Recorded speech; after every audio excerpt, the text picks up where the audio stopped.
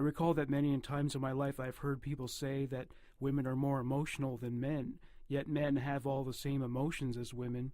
The difference is that society has given women free license to express all emotions openly, while men are allowed to express two emotions openly, anger and joy. However, men are not immune to anxiety, sadness, and fear. So do you feel that that's a myth that women are more emotional?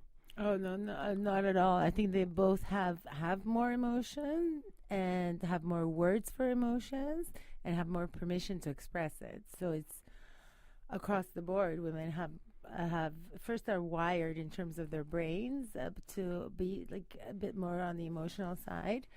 Um, Typically, right? Like we're talking about like stereotypical.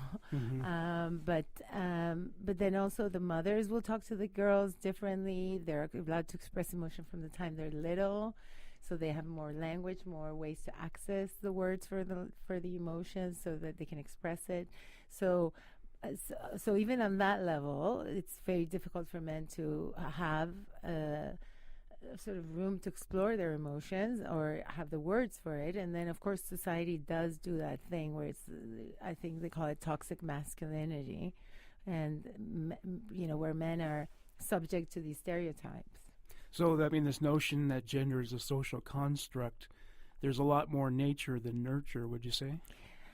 That's like I think it's a lifelong question that everybody's had and every theorist has tackled. I tend to think of it as always combined, that it's part neural wiring and, yeah, a huge part cultural and a huge part developmental and learning, like what you learn in your family and then what your society or your community allow. So there's all these layers of that have to sort of grant permission and give language and allow the boy to be a bit more emotional.